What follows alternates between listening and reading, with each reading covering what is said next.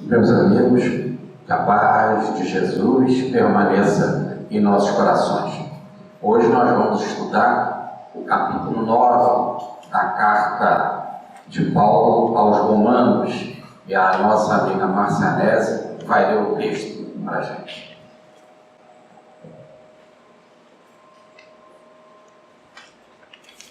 Situação e salvação de Israel.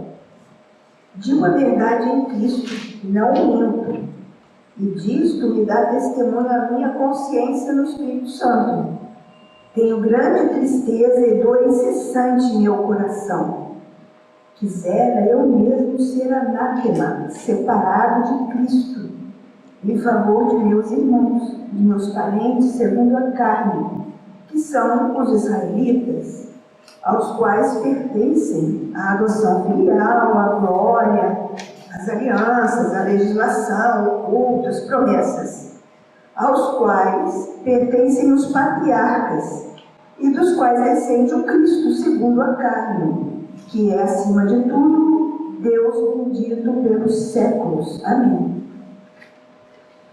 A palavra de Deus não falhou. E não é que a palavra de Deus tenha falhado, pois nem todos os que descendem de Israel, como nem todos descendentes de Abraão são seus filhos, mas de Isaque sairá uma descendência que terá teu nome. Isto é, não são os filhos da carne que são filhos de Deus, mas são os filhos da promessa que são tidos como descendentes. Pois os termos da promessa são estes: por esta época voltarei e Sara terá um filho. E não é só, também Rebeca, que concederá de um só de Isaque, nosso pai, quando ainda não haviam nascido, e nada tinham feito de bem ou de mal, a fim de que ficasse firme a liberdade da escolha de Deus, dependendo não das obras, mas daquele que chama, foi-lhe dito: o maior servirá ao menor, conforme está escrito: amei a Jacó e aborreci a Esaú. Deus não é injusto. Que diríamos então? Que há injustiça por parte de Deus? De modo algum, pois ele diz a Moisés: farei misericórdia a quem fizer misericórdia, e terei piedade de quem tiver piedade. Não depende, portanto, daquele que quer nem daquele que corre, mas de Deus que faz misericórdia. Com efeito, a Escritura diz ao Faraó: eu te suscitei precisamente para mostrar em ti o meu poder, e para que meu nome seja celebrado em toda a terra. De modo que ele faz misericórdia a quem quer e endurece a quem quer. Dir-me-ás então, por que ele ainda se queixa? Quem com efeito pode resistir à sua vontade? Mais exatamente, quem és tu, homem, para discutires com Deus? Acaso a obra dirá ao artífice: por que me fizestes assim?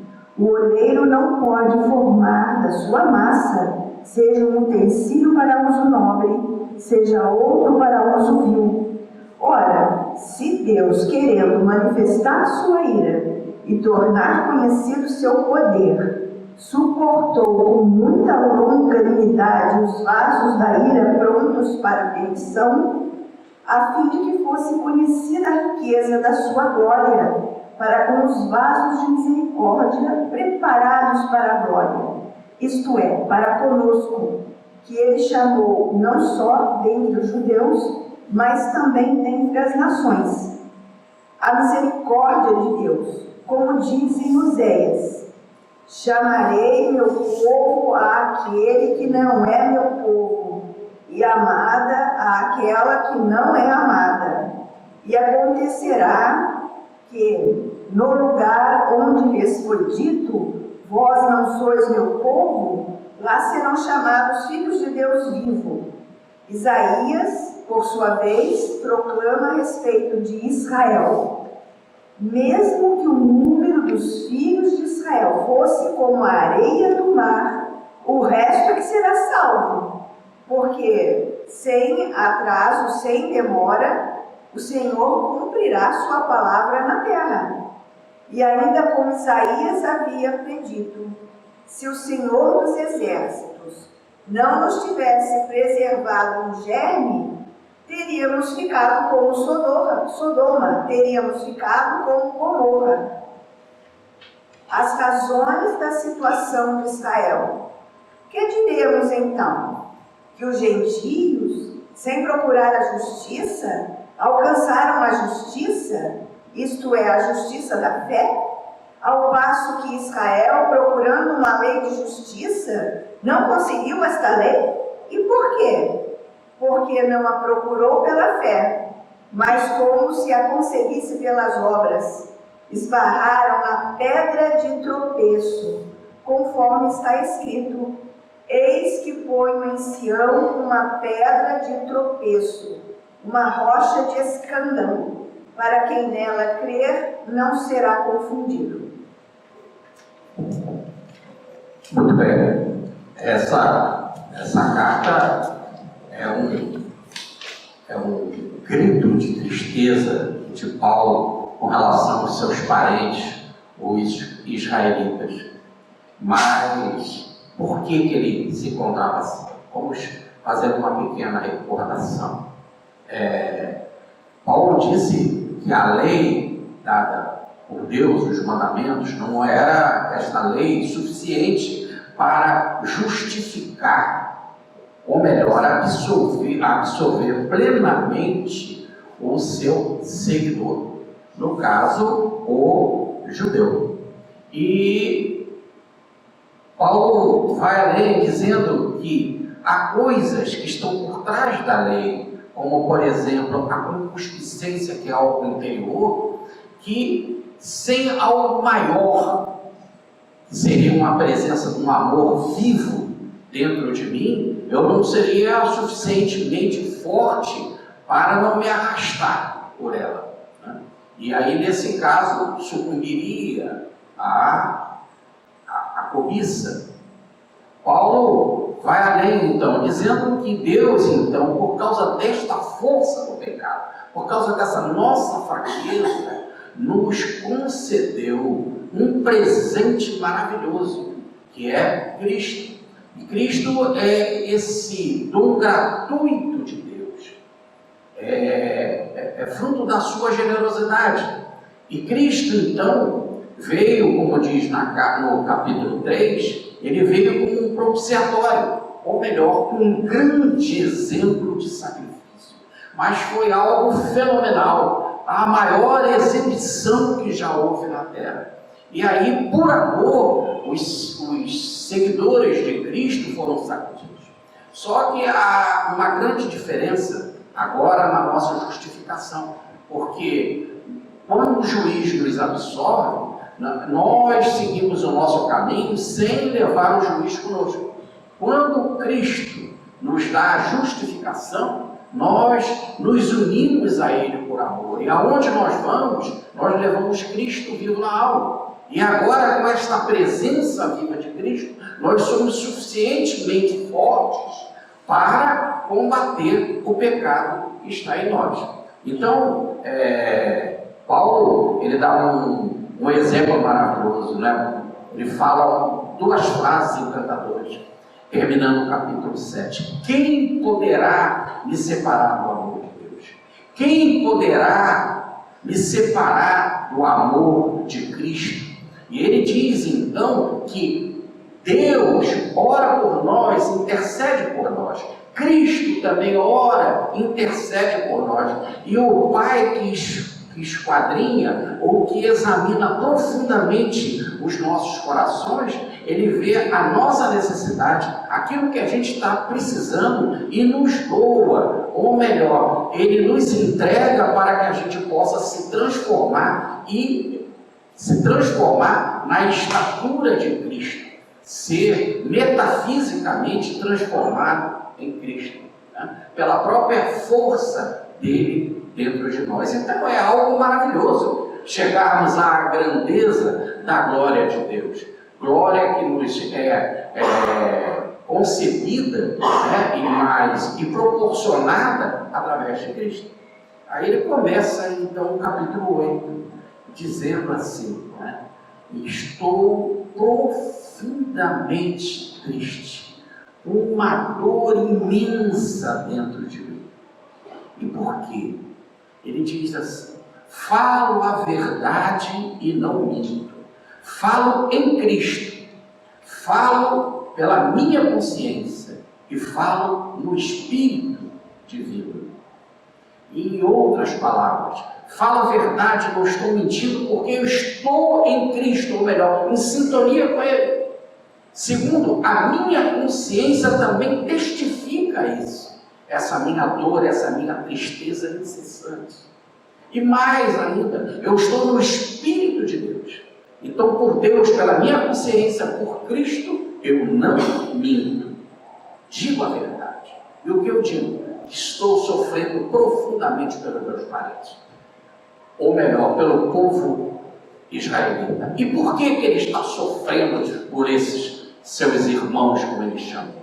Porque se foi anunciado, como nós vimos até o capítulo 8, essa grandiosidade de nos transformarmos à semelhança de filhos de Deus e receber a adoção verdadeiramente de filhos e ser herdeiros de Deus e co-herdeiros de Cristo, como nós vimos. Ora, quem não abraça esta nova lei, Romanos capítulo 8, versículo 2, que é a lei do Espírito da vida em Cristo, não terá essa oportunidade. Por isso que ele está triste. E ele diz mais, eu estou tão triste que eu queria ser separado de Cristo. Eu estou tão triste que eu queria ser anátema. Aí Paulo chega, podemos dizer, à loucura da demonstração dessa tristeza. Evidentemente que era impossível ele ser anátema ou separado de Cristo, porque nós terminamos o capítulo 7 dizendo perfeitamente isso. Quem me separará do amor de Deus? Quem me separará do amor de Cristo? Se nenhuma força, nem espiritual, nem a vida, nem a morte, nem a altura, nem a profundidade, nem qualquer outro ser que possamos imaginar, nem o presente, nem o futuro, nada, nenhuma tribulação, nenhuma espada, nenhuma perseguição, nada, nem a nudez, nem a fome, nada pode me separar do amor de Cristo. Então podemos até dizer, nada poderá nos separar, inclusive essa frase de Paulo, inclusive a frase utilizada por ele, que por amor, se ele pudesse fazer uma barganha, uma troca, ele seria separado do amor de Cristo, só para salvar os seus irmãos. Impossível isso também para Paulo, mas foi uma declaração imensa de amor. Eu queria dar uma parada para falar da palavra anátema. A palavra anátema, lá no original, no hebraico, ela dá a ideia de uma oferenda, de uma oferta. Ora, e por que uma oferta, uma oferenda a Deus poderia ser anátema? É porque ela vai ser consumida. Quando, por exemplo, se dava lá um animal que era sacrificado, entregue ao templo, ele era queimado. Aí ele virava cinzas, como se estivesse dizendo, né? A sua essência vai em vibrações para o divino, como se fosse um incenso que se evola aos céus, mas o resultado externo é que vira cinza. Então Paulo também estava dizendo aqui nessa sua ideia, eu preferia acabar, me transformar em cinza, ser um nada, mas salvar os meus irmãos.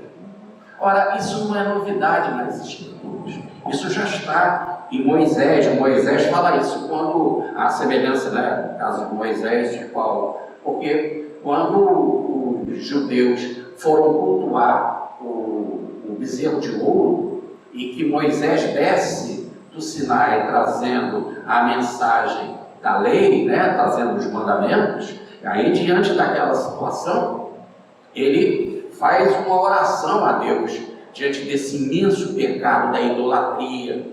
E o mandamento de Deus disse para não se colocar nenhum outro Deus diante dele. É o primeiro grande mandamento, não um mandamento positivo. Então, quando ele vê esse pecado da idolatria, ele então vê que eles estavam condenados por fazer isso, e Moisés então apela para o perdão. Ele faz uma oração a Deus e ele diz assim: agora, é Moisés falando, agora, pois, perdoa-lhes o pecado, ou, senão, risca-me, peço-te, do livro em que escreveste. Risca o meu nome do livro que escreveste. Isso está no Êxodo de Moisés, no capítulo 32, versículo 32. Mas também é repetido no Salmo 69, 29 e no Salmo 139, versículo 16. Esse Salmo 139 é muito interessante, porque nesse livro de Deus está tudo escrito, e de tudo que está escrito está desde quando estavam no ventre materno. Então há um movimento de vida no ventre materno. O ser não nasce ou não é criado, né? Quando a mãe dá à luz, né? Depois do parto. E se já no ventre materno já há registro da vida do Espírito. Mas aqui é só uma particularidade, não é o tema que Paulo está abordando, mas eu fiz questão porque já nós vamos falar de Esaú e Jacó, e isso vai ser importante. Vamos falar porque Paulo vai comentar. Mas então essa própria passagem de Moisés não tem muita lógica, né? Porque ele pede me risca do livro da vida, quer dizer, então que eu seja anátema, como Paulo está falando. Então Paulo só está mostrando uma tradição que já nas escrituras era conhecida, que era impossível, porque Deus interfere e diz assim: não foram condenados? Se eles foram condenados porque fizeram o pecado da idolatria, e a idolatria não é permitida, então agora vai depender da minha misericórdia.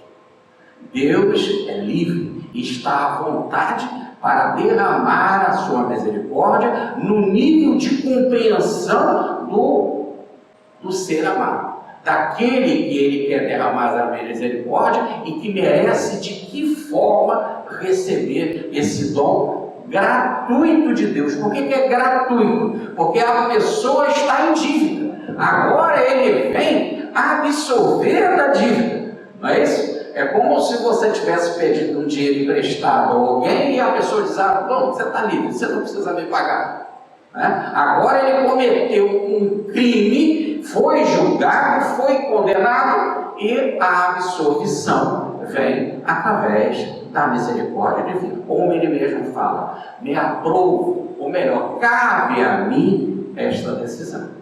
E aí há toda uma briga enorme no capítulo 9, talvez é um dos capítulos que há mais briga na área da teologia com relação ao tema Deus, porque chegamos nessa coisa do voluntarismo, né? Deus é voluntarioso, ele faz o que ele quer. Não é que Paulo diz isso, várias vezes Paulo vai combater esse tema, né? E tanto que nesse mesmo capítulo ele vai dizer: então não há justiça o que Deus faz. É lógico que tem lógica e tem justiça. Nós é que muitas vezes, pela nossa visão míope, pequena e acanhada, que não vemos a grandeza de todos os atos divinos. Porque como nós já vimos no texto passado, no capítulo 7, tudo se soma ou tudo se faz para o nosso bem. Por que se faz para o nosso bem? Porque está dentro do propósito divino. Um propósito que só pode ser de perfeição, porque o Pai é perfeito. E como sabemos? Porque Jesus fala, está lá no Sermão da Montanha: sede perfeito como o Pai é perfeito. Então, se o Pai é perfeito, o propósito da criação tem que ser perfeição. Muito bem. Sendo assim, vamos fazer uma síntese agora dos versículos 4 e 5.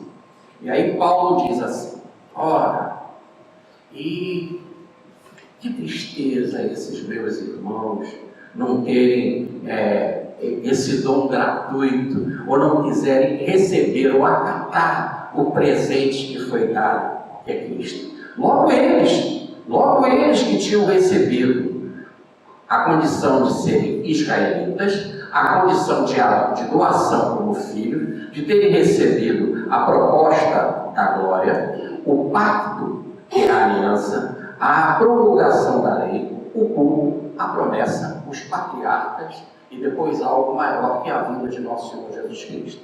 Vamos fazer aqui um pequeno comentário. Paulo então começa dizendo que eles eram israelitas. E por que isso? Então está dentro do pacto desta promessa. Porque se são israelitas, porque vieram de Israel. E quem é Israel? Israel foi o apelido dado pelos céus, pelo plano espiritual, pelo anjo, pelo mensageiro divino, para Jacó. Então, lembrando vocês, Abraão gerou Isaac, Isaac gerou Jacó, e Jacó as 12 tribos de Israel. Certa vez, o anjo do Senhor veio falar com Jacó, e Jacó resistiu. E aí está em Gênesis, no capítulo 32, versículo 28. E quando Jacó resistiu, né, o anjo o joga por terra, né, dando um jeito na coxa de Jacó, joga por terra e o chama de Israel. Que quer dizer, aquele que luta, aquele que resiste a Deus. Tudo bem? El é um nome, podemos dizer, geral para Deus, né? O nome particular do Deus de Israel era o Yahvé ou Jeová. Jeová é uma corruptela, porque nós estamos botando aí vogal e no nome lá não tinha vogal, era só consoante. Então, por isso que era um nome pronunciável, não pronunciar o seu nome em vão, porque faltava o conhecimento, podemos dizer, técnico, esotérico, né? Iniciático, né? De pronunciar o nome da forma verdadeira. Só o sacerdote, o sumo sacerdote possuía, ele só fazia isso uma vez por ano. Muito bem. Então, eles são israelitas, por quê? Porque são descendentes de Jacó e Israel. Eles ganharam a adoção, ou melhor, a ideia de serem filhos de Deus, como nós temos no Êxodo, no capítulo 4, versículo 22, o Senhor fala para Moisés: quando você chegar diante do faraó, diga que Israel é o meu filho primogênito querido, o meu queridinho, meu filho querido. Então ele já está nas escrituras essa ideia de filho, né? Eles também tiveram a presença da glória de Deus, que é a cabote. Cabote é a presença viva de Deus guiando eles por deserto, em forma de coluna, em forma de nuvem, como nós temos em Êxodo, capítulo 16, versículo 10, e 24, versículo 26. Essa presença viva. Depois, essa presença viva de Deus vai se derramar no templo, que a tradição judaica chama de Shekinah. A palavra Shekinah não está na Bíblia, e sim nas tradições talmúdicas do povo judeu. Lá está a presença viva, que é a cabote, uma energia luminosa, uma energia irradiante, poderosíssima, que inundou o templo quando Salomão o inaugurou. Há também, diz Paulo, a presença do pacto, da aliança. Como está em Gênesis, no capítulo 15, versículo 18, que ele promete que Abraão, né, era seu amigo antes de ter o princípio da circuncisão, que só vai aparecer no capítulo 17, mas antes ele promete ao amigo Abraão que ele teria uma descendência imensa, como as estrelas e os grãos de areia do mar. Outra é a promulgação da lei. Moisés recebeu no Sinai. Aí são tantas passagens, eu não vou dar o versículo em si, mas está em Êxodo, por exemplo, no capítulo 3. O culto que eles também receberam, e toda a explicação do cerimonial. O cerimonial, um culto, ele é importante. Aí nós temos os ritos, as cerimônias, os sacrifícios, as ordenações, porque é uma espécie de meditação. A pessoa tem que começar a preparar todo aquele ritual com antecedência. Às vezes tem que viajar, demora um tempo, e a mente então fica toda voltada para um objetivo, que é um objetivo espiritual. Para aquele que não tem capacidade de ter ainda o amor de Cristo, a capacidade de se concentrar, ou melhor, de orar e meditar com a mente em sintonia verdadeiramente com algo, o rito tem uma função nesse sentido. O outro, eles receberam a A promessa de que entre eles viria o Messias. E não existe maior promessa do que esse. Receberam outras promessas da glória de Israel, que Israel seria protegido pelo Senhor, que os exércitos de Israel, principalmente na época de Davi, estariam comandados pelo Senhor, o Senhor dos exércitos, etc. Mas a maior promessa de todos, que todos os profetas falam, e começa principalmente em Gênesis, quando no capítulo 3 é dito que a própria serpente será pisada, da astúcia, né, que trouxe o mal, e que o descendente da mulher, ou melhor, através da descendência da mulher, que no caso, foi concretizada na figura de Maria, né, através do descendente, ele está personificando. Não é a descendência toda no sentido genealógico. O resultado daquela árvore genealógica era Cristo. É Cristo que vem com esse poder para destruir o mal. Porque nenhum daqueles que estão na árvore genealógica de Cristo fizeram isso. E sim o resultado da árvore, a conclusão dela, que é a figura de nosso Senhor Jesus Cristo. Bom, e por fim, vieram também os patriarcas. Os patriarcas foram importantes porque deixaram um exemplo de moral, de dignidade, de vida maravilhosa. Cada um no seu tempo, cada um na sua época, mas muito importante. Estevão, antes de ser apedrejado, no seu discurso em Jerusalém, ele vai apresentar algo muito interessante. Ele vai dizer que os patriarcas são Abraão, Isaac e Jacó. Ele diz isso no seu discurso. E ele vai dizer mais, que os líderes, além dos patriarcas Abraão, Isaac e Jacó, nós temos em José, em Moisés e Davi. Tudo bem? E aonde que ele fala isso? Está em Atos capítulo 7, versículos 11, 12, 19, 39 e 44. Então está bem estabelecido os patriarcas e as lideranças espirituais.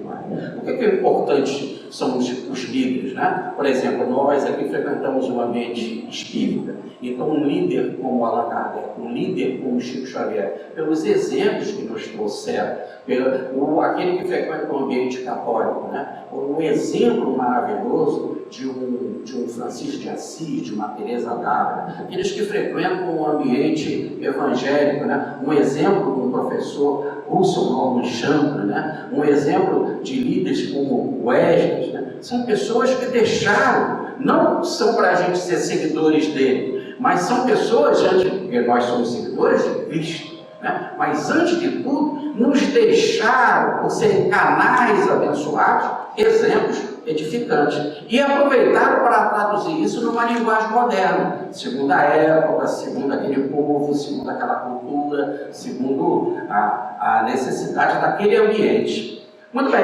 mas e por fim, o que Israel recebeu mais de tudo foi que Jesus veio entre os judeus. Ele mesmo fala, a salvação vem dos judeus, como fala no capítulo 4 de João, na conversa com a samaritana. Então ele mesmo, o próprio Messias, é a presença viva. E em poucos momentos Jesus sai ali de Israel. Poucos momentos, mas mesmo assim fica ali sempre nos países fronteiriços a Israel. Mas olha, não chega a dar 5% de toda a sua missão de 3 anos, né, de missão. Então essa presença do Cristo é algo maravilhoso. Então nós poderíamos dizer assim, poxa, então o povo que mais recebeu, um povo que recebeu, eu vou repetir aqui que é importante, a descendência através de Israel, que é Jacó, recebeu a adoção de filho, recebeu a glória da presença de Deus, recebeu o pacto, a aliança, a promulgação da lei, as regras do culto, as promessas, a presença de líderes patriarcas e a presença maior de Jesus. Puxa, é como se fossem corredores, atletas. Nós poderíamos dizer assim num jogo de futebol, né? Qual é o favorito?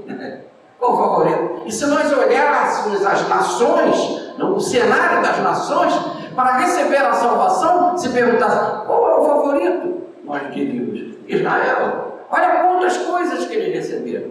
E no entanto é que Paulo vai dizer aqui, nesse capítulo triste, estou incessantemente triste, com dor, porque eles não aceitaram o presente maior que foi dado a Israel e a todo mundo.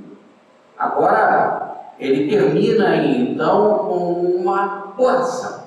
Aqui é um problema de vírgula. No original, no grego, não se tem pontuação, principalmente no koiné, e o koiné da época do Antigo Testamento. Depois, o grego mais moderno, aí começou a colocar pontuação. Mas os textos mais antigos que nós temos registrado de Paulo não tinha pontuação. Então, quando ele termina com essa coisa maior que Israel recebeu, que é Cristo, aí diz assim: bendito eternamente, então, seja Deus. Deus bendito eternamente, amém.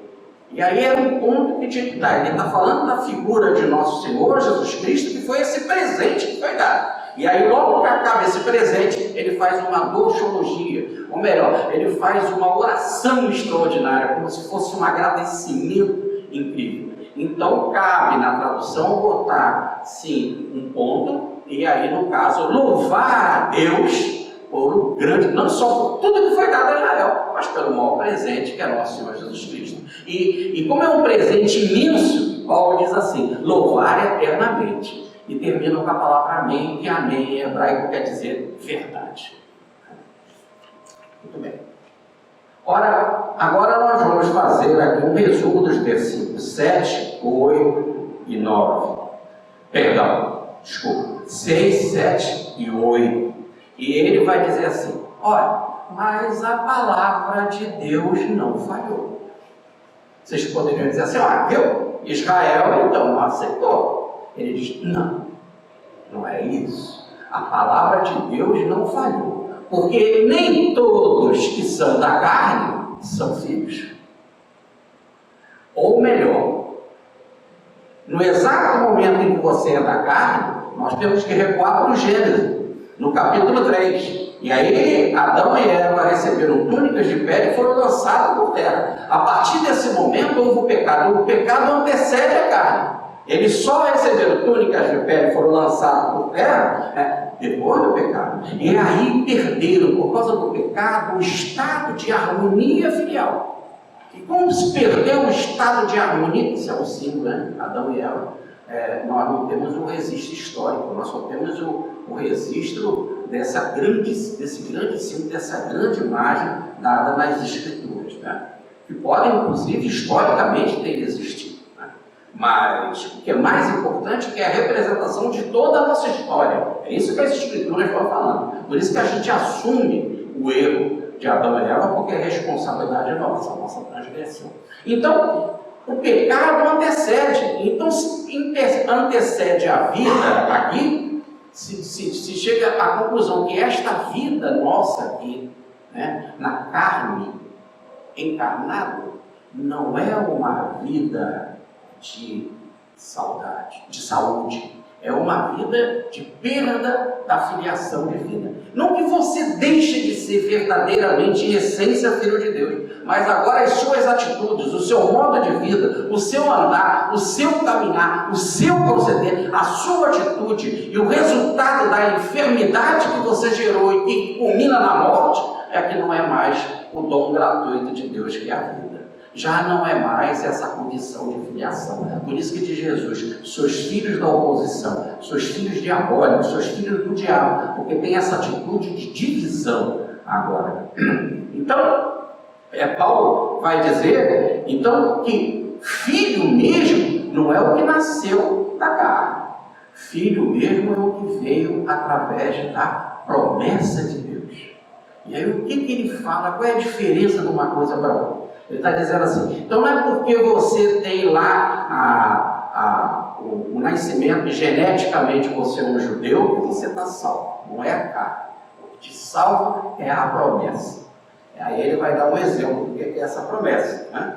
Então ele fala assim: veja, nem todos são israelitas, diz ele. Abraão recebeu a promessa que teria um filho. Isso foi uma promessa. E ele quis adiantar o processo. Tentou uma vez, já tinha 86 anos, tentou, não conseguiu. Sara pegou uma sua escrava, que era Agar, uma egípcia, e ele teve relacionamento com ela e nasceu Ismael. Ora, quem é Ismael? Filho de Abraão. Se a promessa tivesse sido dada a Abraão, entraria Ismael como primogênito. Era a regra. Ora, depois de Sara, veio que Sara, depois que ela faleceu, diz lá o livro do Gênesis, no capítulo 25, versículo de 1 a 6, o Abraão casou com Quetura e teve muitos filhos. Ora, então ele tinha uma outra esposa, e Paulo já falava no início do capítulo 6 e 7, falando da lei do matrimônio, e dizendo desta possibilidade de quando se rompe um laço matrimonial pela morte, a pessoa fica livre para casar com o outro, né? Abraão casou com Quetura, teve muitos filhos, e esses filhos não entraram para a promessa. E aí diz então o Senhor que foi prometido à própria Sara, e o Senhor aparece para Sara e diz: ano que vem, ou melhor, no próximo tempo, no próximo período, eu virei nesta mesma época e você conceberá um filho de Abraão. E Abraão já tinha 99 anos, ele mesmo coloca que já tinha 100 anos. Sara era estéril. Então, se aconteceu o nascimento daquele filho, e aqui Paulo não está discutindo como poderíamos imaginar biologicamente algo assim, porque foge de toda a nossa estrutura racional, ele está dizendo que foi uma interferência divina. É esta interferência divina que mostra que nem todos os filhos da carne são filhos de Deus. Ora, porque senão, ele está dando um exemplo lá, né? Ou seriam os filhos da promessa. Não são os filhos de Abraão com Quetura, não são os filhos de Abraão com Agar. Só lembrando vocês, ele fala isso precisamente de Ismael também, e está em Gênesis, no capítulo 21, versículo 12. Também não é Ismael. E aí ele vai falar de Isaac através de Sara, que houve uma interferência divina para o nascimento. E aí ele vai dizer, então, por meio de Isaac, a sua descendência perpetuará o seu nome. Está em Gênesis capítulo 21, versículo 12. Então, agora se estabelece, e aí Paulo vem dizer que a palavra de Deus foi cumprida, porque vai surgir um resto de Israel, que ele vai desenvolver no final desse capítulo, que são, e ele vai dizer que são vasos da misericórdia, ele vai dizer que é a nova nação, né, constituída para Cristo. Que são, no caso, os seguidores do Cristo, os cristãos, aqueles que aceitam pela fé nosso Senhor Jesus Cristo. Então, diz aqui no versículo 8, Paulo, então não são, os filhos de Deus não são os da carne, mas os filhos da promessa, como está em Gênesis no capítulo 18, versículo 10 e no versículo 14. Tudo bem? Ora, é a mesma coisa que João o Evangelista fala no seu primeiro capítulo, no versículo 13, o Evangelho de João, numa bela ponte com o Antigo Testamento, né? Que são filhos de Deus, receber a gloriosa liberdade de ser filho de Deus, não os nascidos da carne, não os nascidos do sangue, não os nascidos da vontade dos homens, mas os que vieram pela vontade de Deus. Então, quem é o cristão? Aquele que é discípulo, aquele que é filho agora, através de Cristo de Deus, ou melhor, quem está mostrando na sua vida a estatura realmente de filho de Deus. Esses não nasceram, não é porque vieram da carne, não é porque vieram do sangue, não é porque algum homem, algum profeta, algum mestre, alguém poderoso fez ele se transformar em filho de Deus. Não, ou por ele mesmo ter feito uma corrida ou um esforço qualquer para isso. Não, veio pela vontade de Deus. É um chamamento de Deus. E esse chamamento está no propósito divino de ter preparado uma criação dentro do espírito de perfeição. Ele vai explicar melhor. E agora nós vamos resumir os versículos 9, 10, 11, 12 e 13. Né? Então ele diz assim, a palavra da promessa que Deus não tardará e vai cumprir, né? Essa palavra diz ele, quando eu virei e através de Sara vai nascer Isaac, ele vai dizer assim, mas não é só isso, porque nós temos o caso de Rebeca. Ora, temos o caso de Rebeca? O que é isso? É que Abraão vai gerar de Sara um filho que é o Isaac. O Isaac vai casar com Rebeca. Aliás, esposa escolhida por Deus. Mas, independente disso, eles vão casar. E quando casar, vão ter os gêmeos. E os gêmeos, Esaú e Jacó. E Esaú vai nascer primeiro. E Jacó é que vai ser o escolhido antes de entrar no ventre da mãe. E ora, como que ele pode ser escolhido antes de entrar no ventre da mãe? Não, desculpa. Ele vai ser escolhido antes de sair do ventre da mãe. Ora, e aí, nesse exato momento, a escolha, então, é de Deus. E aí surge uma coisa assim interessante. A promessa não é dada aos filhos de Abraão? Pense bem. Olha como os judeus falam. Olha como as escrituras falam isso toda hora. E Paulo vinha falando isso toda hora. A promessa foi dada aos filhos de Abraão. Mas os filhos de Abraão não entraram na promessa. Os filhos com Quetura, o filho com H não entrou. Entrou com Sara. Então a promessa tem a ver com Sara. Interessante. Aí um respeita a mulher, né? Olha, todo mundo diz que Paulo era meio assim, de ter um desvalor para com a mulher, que ele era rígido. Ele fez o que pôde, na medida do possível, naquela época tão rude, né? Mas olha que beleza. Agora ele fala a mesma coisa. Então de Abraão veio Isaac, e na hora que veio Isaac, Isaac casou com Rebeca. Mas ele está dizendo que de Rebeca vieram os gêmeos. E ele escolheu no ventre, antes dos meninos nascerem através do parto de Rebeca, e diz ele, antes de praticarem aqui nesta vida obra boa ou obra ruim, antes de seguirem as leis daqui da vida ou de não seguir, antes de qualquer erro, já ao entrar no ventre, já tinha sido escolhido Jacó para entrar na primogenitura. Mas não seria assim, porque quem nasceu primeiro foi Esaú. E Esaú, o seu nome Esaú quer dizer vermelho. Ele era peludo e Esaú quer dizer vermelho. E ele adorava caçar e vivia de forma livre.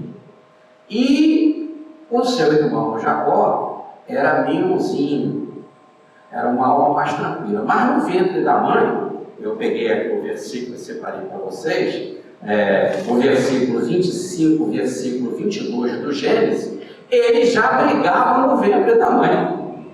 Agora, se brigava no ventre da mãe, termina aí a ideia de que o nascimento foi feito, isso é muito interessante, na hora do nascimento.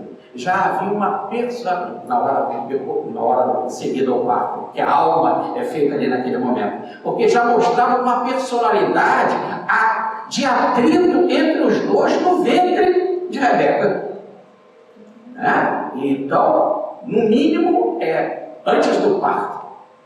Ora, e que coisa interessante. E como nós tínhamos aqui citado a passagem do Salmo 139, no caso do livro de Deus, quando a gente falou que Moisés falou, me riste desse livro, e aí nós citamos algumas passagens, citamos o Salmo 139, lá está dito, né, que inclusive este livro tem anotações do que acontece dentro com o embrião. Olha a tradução, o embrião.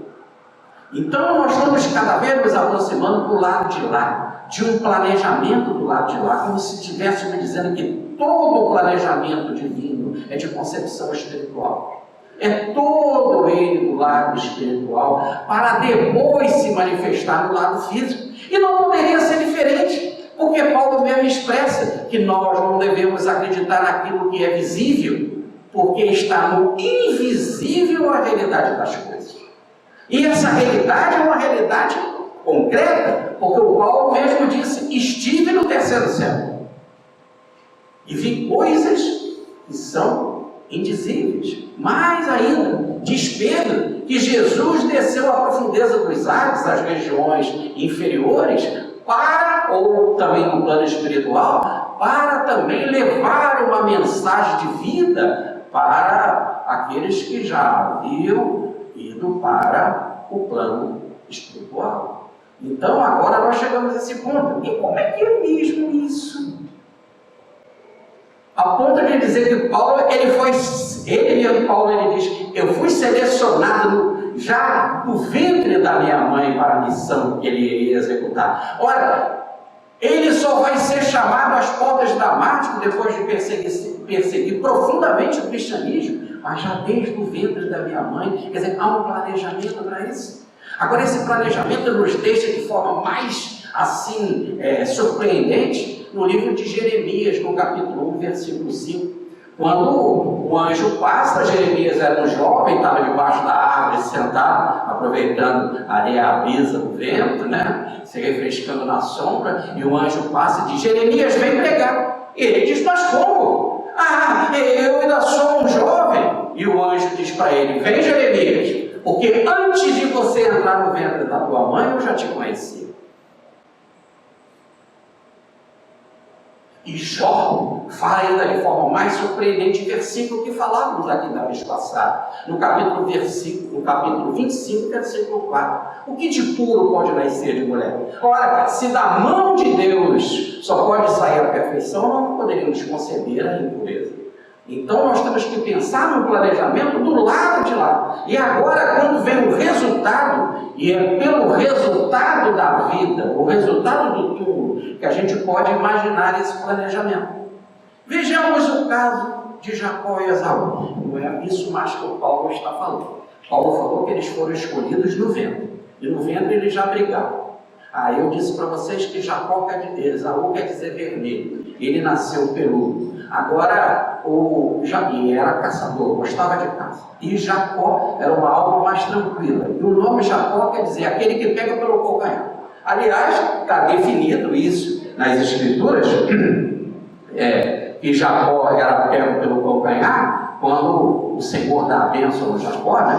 E a explicação do nome é que na hora que o menino estava saindo do ventre, o Esaú, ele pegou o Esaú pelo calcanhar. Mas o Esaú nasceu primeiro, mais forte, né? E aí ele nasce primeiro. Agora repara que já há uma desarmonia no ventre, e eles não são nenéns univitelinos, tem que ser bivitelinos, igual o meu caso, eu e minha irmã Fátima. Nós somos diferentes, inclusive sexualmente, em termos de biologia sexual. Então, no caso desses meninos, eles tinham uma correlação bem diferente, porque até a pele, o estilo de corpo, o tamanho, as proporções eram diferentes. O Esaú era muito querido do pai Isaac, e o Jacó era tranquilo, mas caseiro, era o queridinho da mamãe Rebeca. Agora é interessante que uma vez o Esaú foi caçar e estava com dificuldade de pegar a caça e ficou com fome. E ele ficou com tanta fome e que ele não teve paciência de esperar.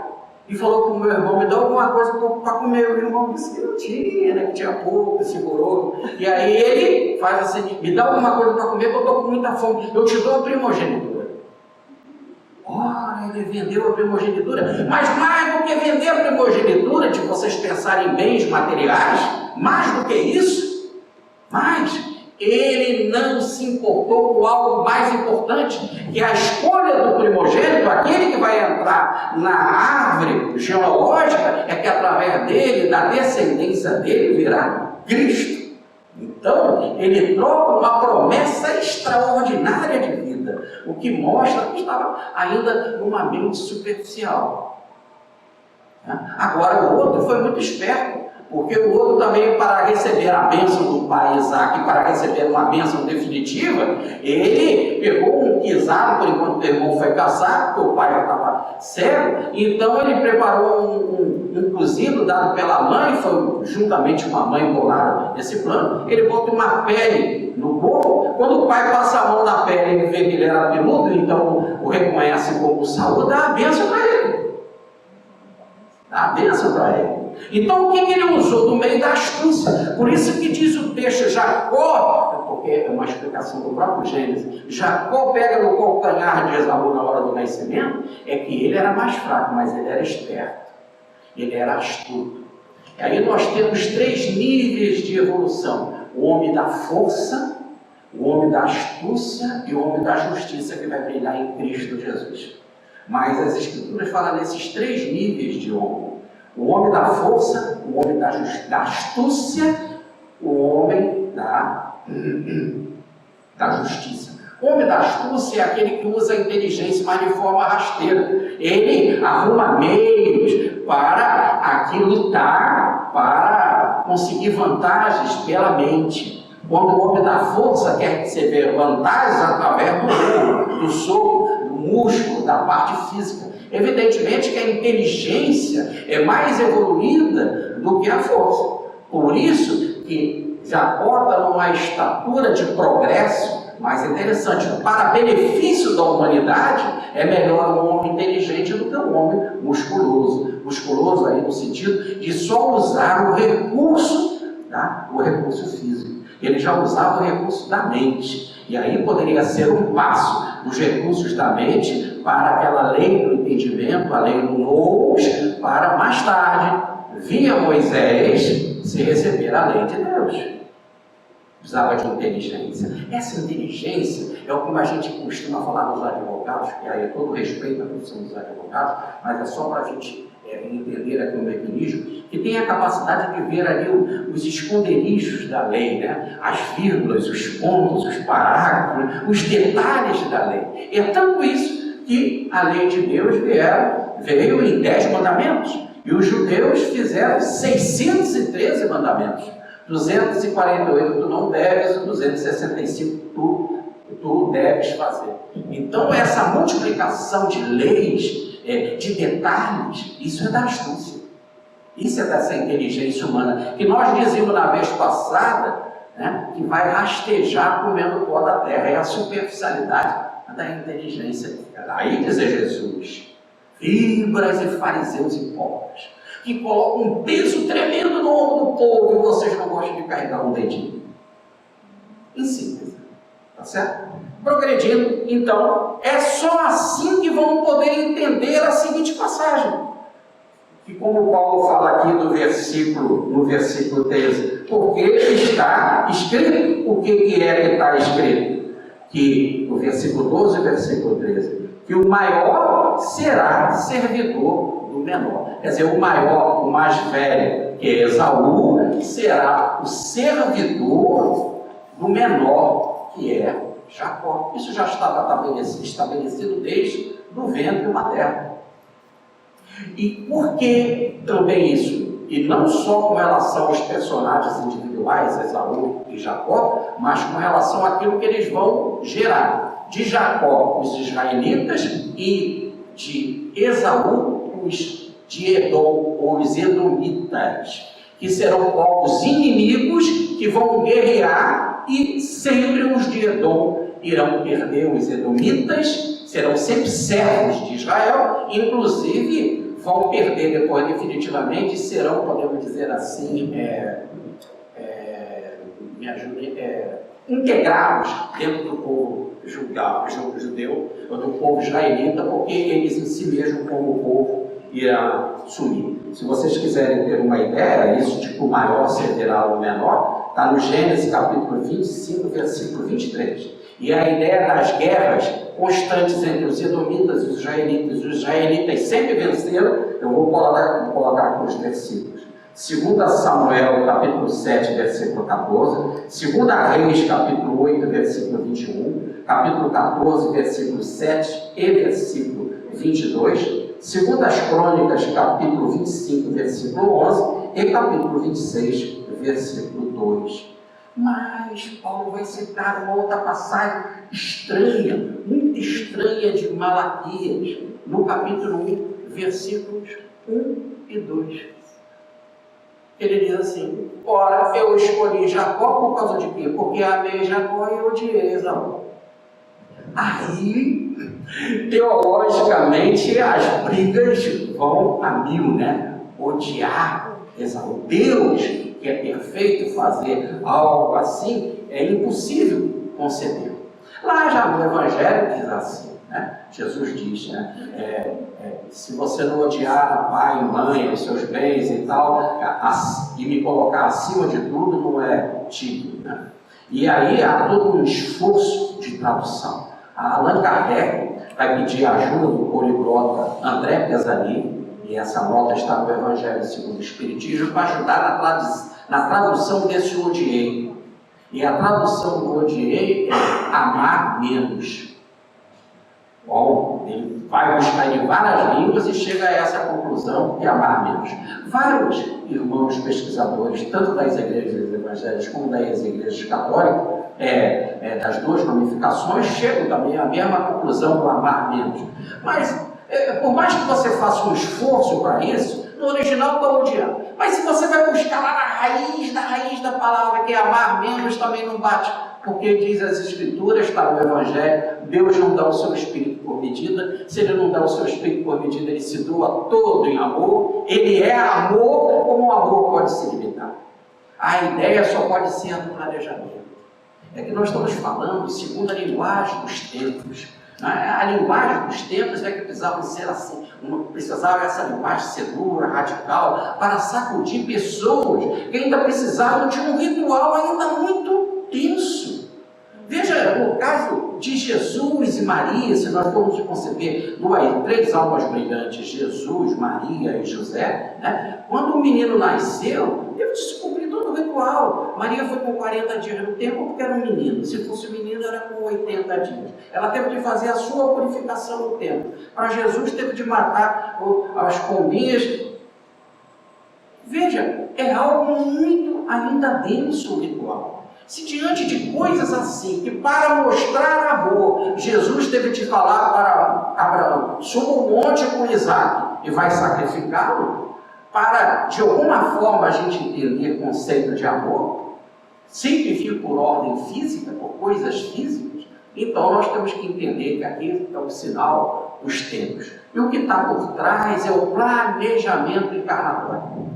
O planejamento divino é que é assim. Viria alguém mais adiantado para o processo evolutivo dos homens. Por isso que vieram os patriarcas, Abraão, Isaac, Jacó, mais adiantado. Olha como Estevão fala, os líderes, José, Moisés, Davi, podemos dizer, almas mais preparadas. E aí no caso de Jacó, por ter já o domínio da astúcia ou da inteligência, ele era preferido ao outro que não era preferido porque tinha atitudes negativas. E aí o odiei é fruto da inimizade. Lembra que Paulo dizia que aqueles que não seguem Cristo são inimigos de Deus? E essa expressão que ele usa no capítulo 7, não agrada a Deus.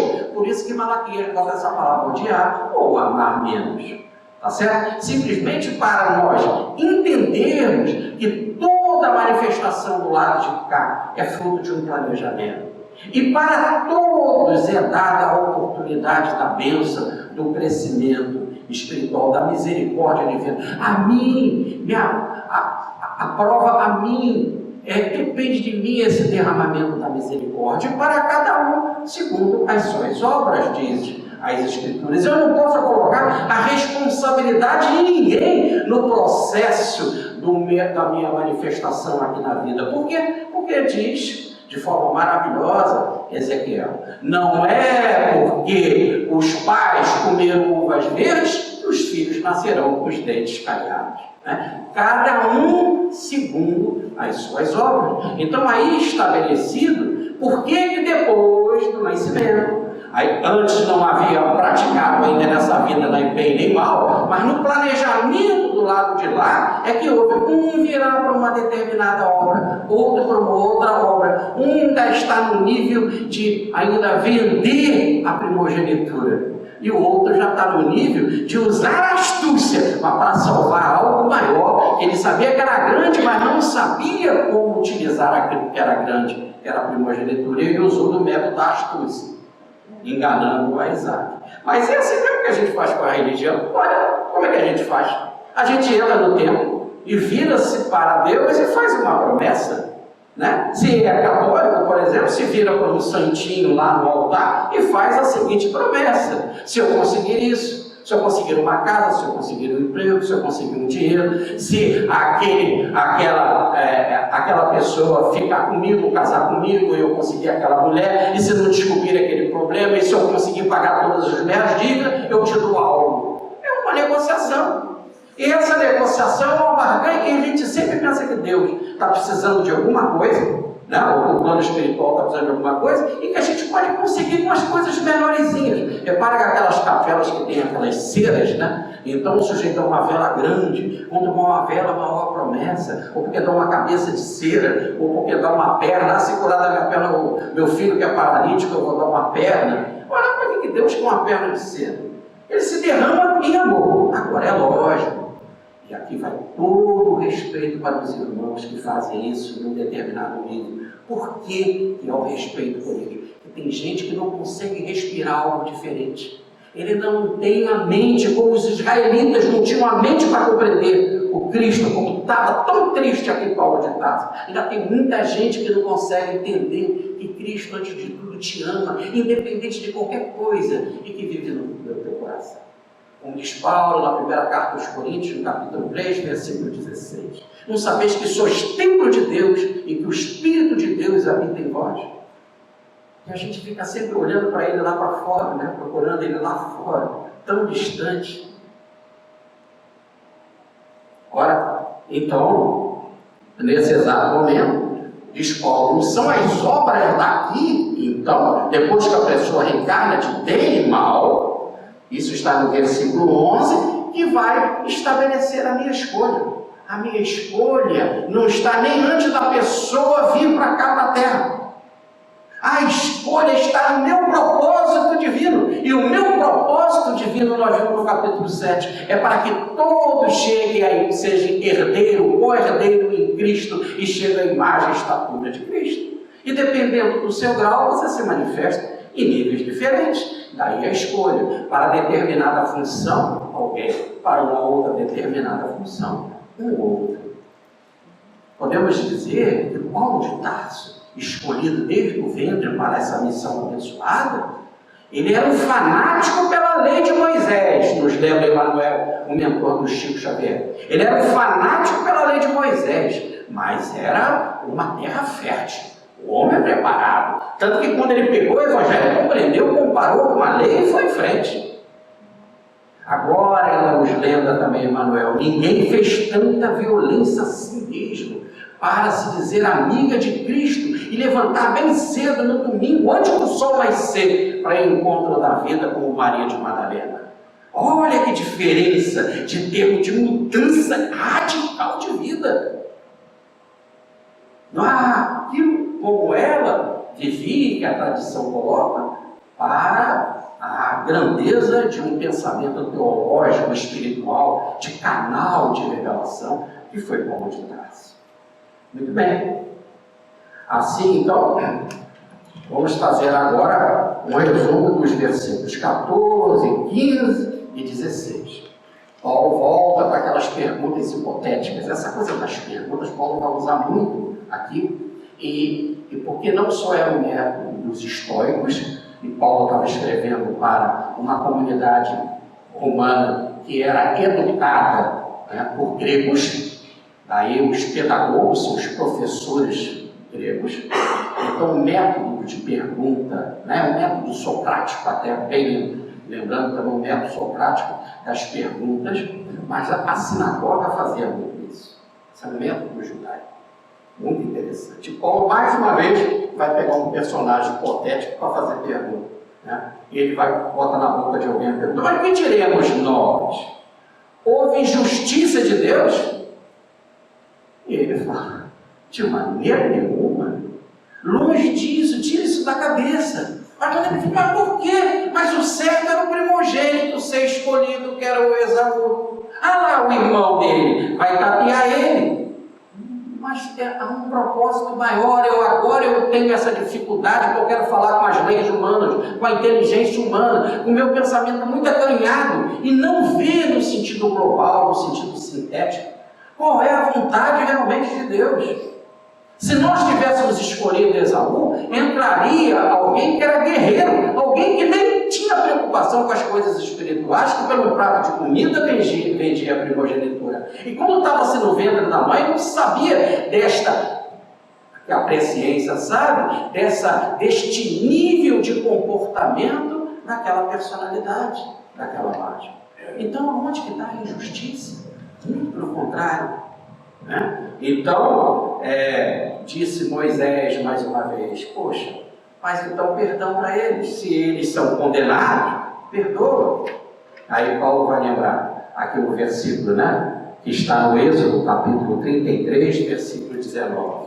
Eu dou misericórdia para quem me aprouver, compaixão para quem me aprouver. A vontade de Deus é livre e soberana. E aí a gente fala, então há confusão? Paulo vai terminar o estudo dizendo, em Cristo não há confusão, porque nós temos a visão verdadeira. Em Deus não pode haver essa arbitrariedade. Eu não conheço ainda a lei que funciona, e que agora é estabelecido, segundo as bases, por exemplo, que nós hoje conhecemos da lei de causa e efeito, que o planejamento é feito por antecedência. E aí já no ventre da mãe, vem Jeremias, porque eu te conhecia antes de você entrar no ventre da sua mãe. Ora, então, sendo assim, a vontade de Deus é que permanece, Ele escolhe sempre o melhor. E quando Ele escolhe os negativos, não é um negativo para a destruição final e definitiva, e sim para um processo sempre pedagógico de transformação espiritual. Porque se fosse para ser radical, na primeira vez que Paulo dissesse assim, Saulo no caso, dissesse assim que ele era contra a igreja e contra Estevão, pronto. Como disse certa vez o professor Pastorino, dizendo que no movimento aí do movimento Fabiano de Cristo, né, que abriga cerca de milhares de crianças Brasil afora, que havia um diretor que atrapalhava lá e que estava incomodando. E o Chico disse que eles deviam de ter paciência, calma, né, porque aquilo fazia parte do crescimento. Porque se fosse mesmo para atrapalhar a vontade divina, a obra divina, era muito fácil resolver. Basta uma bolinha de sangue no cérebro. Veio o famoso AVC e acabou.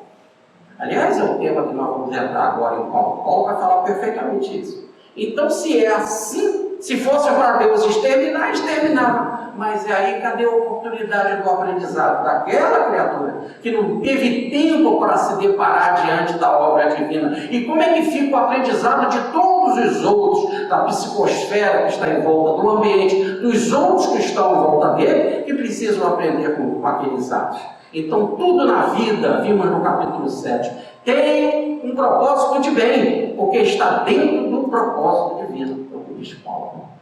Sendo assim, então, se Deus exerce isso como Ele deseja, Ele diz assim, não depende de quem quer.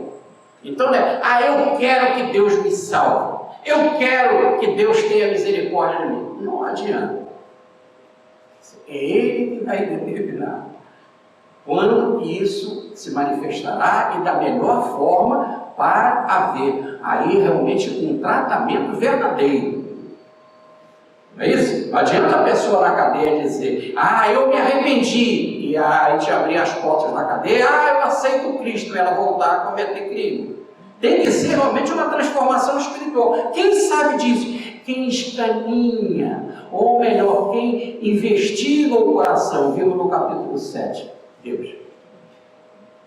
Então não é como a gente quer, olha aquela pessoa, ela faz o bem, ela distribui sopa, ela dá remedinho, faz isso, faz aquilo, faz cura, e às vezes pode ser alguém que está com interesse por trás, interesse de negócio, interesse político, querendo aparecer ou abusar das pessoas, né? Abusar do dinheiro das pessoas, abusar sexualmente e vai por aí fora. E o Paulo aqui não entra em detalhe. Também não diz que também não é aquele que corre mais. Ou melhor, o melhor atleta. Aí no caso é o que corre para as coisas da lei, para a obra. Eu corro. Olha, eu nunca deixei de ir no culto. no domingo. Nunca deixei de ler as Escrituras. Ando com uma roupa comprida. Eu vou no centro espírita, assisto palestra toda vez lá, vejo aquele cara gordinho lá falando, aguento ele 1h e tanto ele falando. Vou lá, não perco, depois tomo passe, água frutificada. Recebo a bênção do Padre, não perco um dia santo. Aliás, vai ser um tema que o Paulo vai abordar nos capítulos lá para frente. Coisa de dia santo, negócio de alimentação, não come isso, não come aquilo, sacrifica para isso, sacrifica para aquilo. Porque cumpre todos aqueles dias, todos aqueles rituais, nós vamos ver em outros capítulos dessa carta romana. Paulo vai entrar nesse tema que é maravilhoso. Bom, e não é nada disso. Você dizer que tem vantagem, você tem vantagem porque cumpriu todo o ritual da sua religião. Porque fiquei de pé lendo o salmo, nunca fiquei sentado, e na hora que o padre tocou o sininho, eu fiquei de joelho, e rezei o terço de joelho. Olhei as obras todas de Kardec, não adianta nada. Não é por obra que você chega, não é porque você, como diz Paulo aí, é um corredor, porque correu. É a vontade de Deus. Sempre Ele vai escanear o coração e ver qual a sua intenção. Se você está fazendo negócio comigo, disse Jesus, você já recebeu a recompensa. Você já recebeu a recompensa. É diferente. Ele vai continuar. Então, eu quero dar um exemplo. Diz lá, Paulo. Então, Deus é quem usa de misericórdia.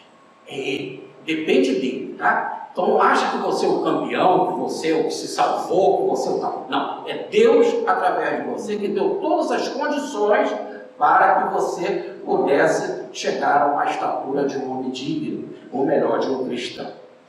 Ele então agora Paulo vai tratar dos versículos 17 e 18. Os versículos 17 e 18 estão baseados no Êxodo, no capítulo 9, versículo 16.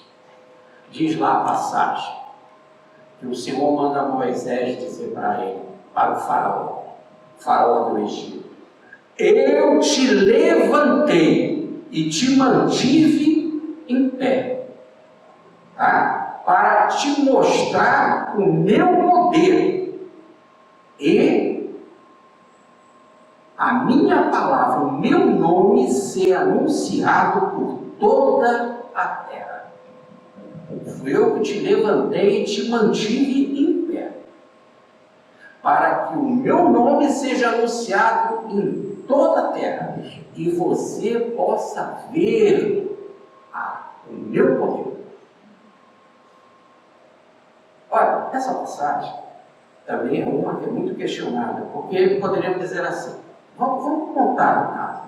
Os judeus já estavam 250 anos escravos lá no Egito. E agora, no final desse processo de escravidão, em que as grandes obras do Egito foram feitas, olha que coisa, eles criaram um movimento de crueldade imenso. Mandaram matar todos os homens judeus, para que o homem que era mais forte não constituísse um exército e não fizesse rebelião. Inclusive, por isso que Moisés, quer dizer, o nascido das águas, que ele veio numa cestinha, e a princesa do Egito adotou ele, né? Muito bem. E ele foi, então, criado como um príncipe egípcio.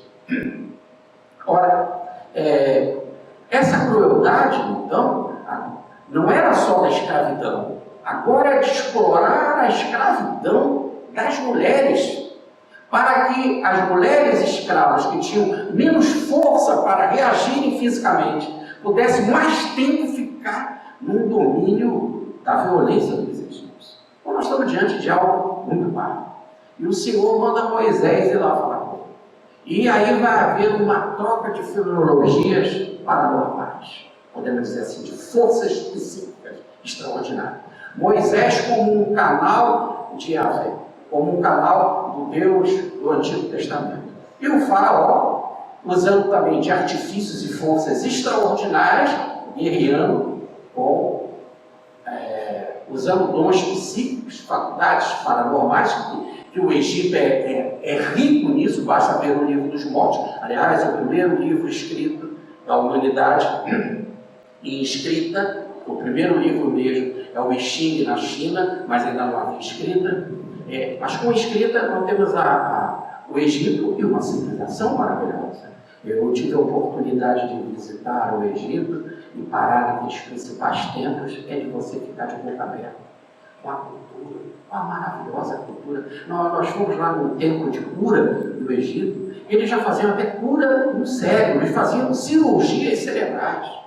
Algo maravilhoso. E se nós pegarmos esse tema que eu estou apresentando aqui agora e levar para o capítulo 1 dessa carta aos Romanos, quando ele fala que os gregos, Paulo, tinham pela consciência o dever de ver por trás das belas obras da Grécia o Espírito de Deus por trás das obras, porque o princípio da consciência era fundamental, poderíamos dizer a mesma coisa para o faraó. Ele deveria ter, o faraó e a sua corte, ter um princípio da consciência para ver aquelas obras maravilhosas, com um conhecimento milenar, que poderia não usar mais aquele tipo de escravidão, aquele tipo de violência. E aí houve uma batalha entre esses poderes, podemos dizer, trevosos, uma mediunidade ou uma força psíquica usada pelo faraó de forma negativa para combater, e Moisés sempre vencendo ele através daquilo que foi conhecido como as 10 pragas, para que ele se surpreendesse através dessas pragas, e no final, com a praga da morte dos primogênitos, ele seria abalado definitivamente e permitiria a libertação de Israel,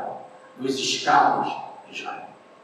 Tudo bem? Ora, então há algo muito interessante. É aqui que diz esse versículo, olha, Êxodo capítulo 9, versículo 16. Fui eu que levantei, fui eu que permiti que você ficasse vivo, faraó, para eu poder te mostrar o meu poder e o meu nome ser anunciado por toda a terra. Aí muitos teólogos caem em cima. Veja, Deus está usando o faraó de forma negativa.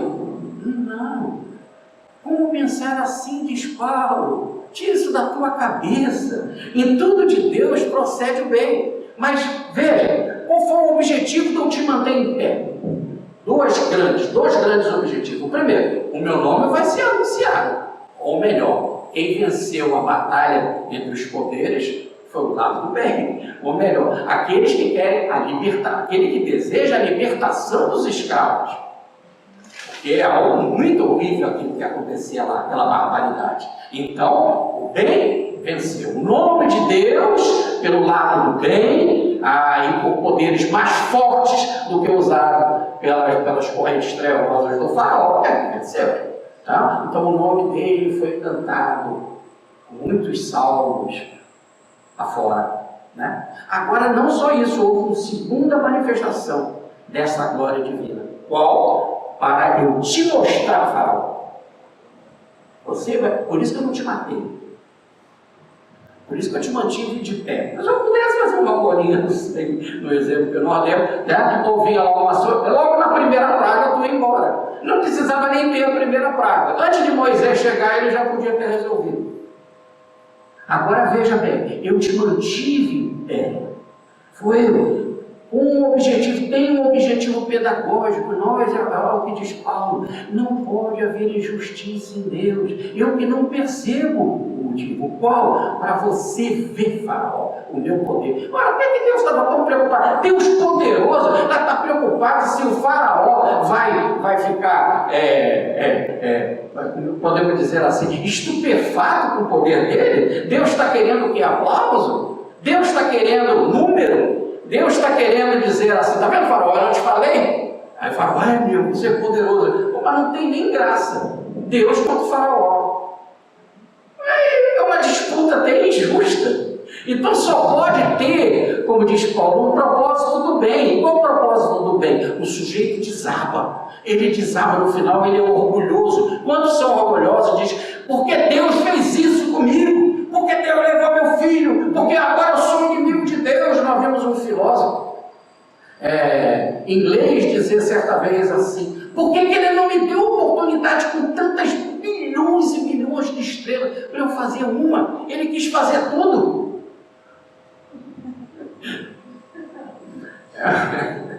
Tá bom, bom, cara, faz uma. Eu não sabia em condição que ele tinha para fazer uma estrela. Né? No máximo é um papelzinho, né? Aquela estrela que a gente já faz no colégio. Então, não tem lógica. No homem que lutou para o bem, né? É aquele o professor Russell, amigo do Alberto Einstein, que lutaram pelo mundo afora contra a proliferação das armas nucleares. Mas foi tolhido pelo engano mortal de achar que ele pode dizer o que Deus deve fazer ou não. Dentro dessa obra que diz Pitágoras, o universo é um número, é de uma matemática perfeita, é de uma harmonia, e os nossos irmãos maçônicos falam, né? É um arquiteto do universo. É algo impressionante a criação. Então, se é assim, qual era o objetivo do faraó ver aquilo tudo? Ver porque ele ia se desabar, ele ia desabar, era uma torre que iria desmoronar, ele se achava tão poderoso, então já vi que a minha inteligência é pequena, que a minha capacidade é pequena, que eu não sou o dono das pessoas, que eu não devo escravizar, que agora eu tenho que questionar isso, mas por que eu não posso ter escravo? Agora isso vai ficar no seu universo. E afinal, Deus é autor da vida e o faraó não morrerá nunca. O aprendizado continua para sempre. Deus é o autor da vida. Agora, é interessante então que ele vai conhecer o poder de Deus. E é isso que João Batista chama de metanoia. Mudar a mente, mudar a direção da mente. Muitas vezes ele precisa ser sacudido, né? Quantas vezes nós vemos nas igrejas, nos templos espíritas, porque você voltou aqui ao templo. Catador, estou com uma doença terminal, meu filho morreu, minha mulher me deixou, e vai para fora. Então a gente fala assim, mas por que Deus faz isso com aquela pessoa? Eu não faço nada.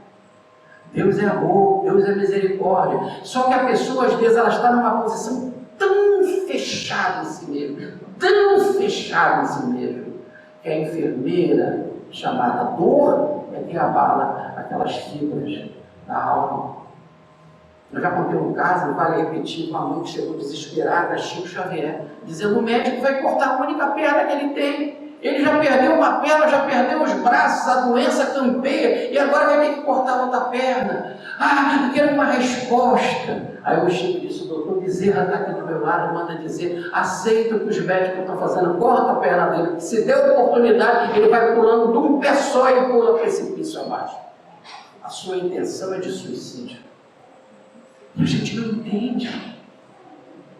entende aonde está a misericórdia. Como que ela funciona? Por enquanto tu não tem uma mente global e não colocar, olha, em Cristo, é o último versículo desse capítulo, em Cristo, a minha mente não vai acabar a confusão. Só quando eu estou em Cristo que eu relaxo e a confusão acaba. Último versículo desse capítulo. Lindíssimo isso que Paulo fala. Mas é porque eu passo a respirar, a entender através de Cristo, com Cristo, por Cristo. Conhecereis a verdade e ela vos fará livres. Então, por que ele fez isso com o faraó? Versículo 18, para mostrar a minha vontade. Para quem eu quero dar misericórdia, eu dou misericórdia. É o caso de Maomé, é o caso de Moisés, misericórdia, e o caso daqueles escravos do Egito que já tinham sofrido tanto, 250 anos de martírio. Eu quero dar misericórdia, mas quem eu não quero, eu dou endurecimento de coração, que foi o caso do faraó. Aí a gente fala: como é que Deus pode endurecer o coração dos outros? Ele já tinha o coração duro. Vamos lá. Já tinha o coração duro. E se o Senhor aparecesse para ele da primeira vez, numa visão aqui perfeita diante dele, ele acreditaria. Ou ele ia querer, como fez com Moisés, desafiar também. Ou então ele aceitaria goela abaixo seu livre-arbítrio, seu amor. Aceito porque tu é poderoso, que eu estou com medo de ti. E desde quando que Deus quer que a gente tenha medo dele? Aliás, nós vimos no capítulo 7, Paulo diz, já não é mais um tratamento de temor de escravidão, é um tratamento de amor. Então é muito fácil ele convencer o faraó pela força. Ora, a força de Deus e a força do faraó. Não podemos nem comparar Júpiter com um grãozinho de poeira. Incomparável. Primeiro um é infinito, o outro é finito. E por mais que se some o finito, matematicamente nunca dá o infinito. Não tem lógica. Então, só pode ser algo maravilhoso. Esse endurecimento é tirar todas as oportunidades em volta, todos os outros apoios que a pessoa poderá ter para sozinha, amargurada, na luta com a divindade, ela vê que ela não é poderosa. Vamos explicar isso. O Senhor diz numa parábola. Um ano ele foi procurar algo naquela figueira e não encontrou. Foi procurar no segundo ano, não encontrou nada da figueira. Foi procurar no terceiro ano e não encontrou nada da figueira. E ele falou uma lei: a terra não pode ficar inativa. E ele disse então para o agricultor ali: corta e lance fora, no fogo, porque há 3 anos eu venho procurando algo para comer e essa figueira não dá nada. Aí o agricultor diz assim: Senhor, o servo, Senhor, me permite, eu vou cortar em volta e vou botar estrume. Aí a gente espera mais um ano. Esse é o método, cortar em volta e botar estrume. Tem gente que a gente vê, parece que essa pessoa foi cortada, né? Ela não tem nada, está na miséria, está sem dinheiro, está pobre, está doente, está cheia de ferida. Meu Deus, meu Deus! Por que ela está assim? Ela está fétida, está com falta de conhecimento, falta de dinheiro, todas as crises possíveis, abandonada pela família. E quantas vezes é ali que ela vai produzir da figo? E nós sabemos que é assim que a figueira, quando eu cavo em volta, boto o estrume, tem tudo para ela produzir. Então, às vezes, a vida tem que nos tirar as coisas, tem que nos endurecer, para que a gente possa realmente aprender que é algo maior. Endurecer vamos discutir racionalmente. E a pessoa vem com uma rasteirinha na mente, se achando tão orgulhosa para lutar com a mente divina, com o poder cósmico. Ela luta, existe, ela chega e diz: não aguento mais, perdi a minha energia, caí. Aí levanta. Olha como Paulo, o Senhor podia ter aparecido para Paulo logo no início.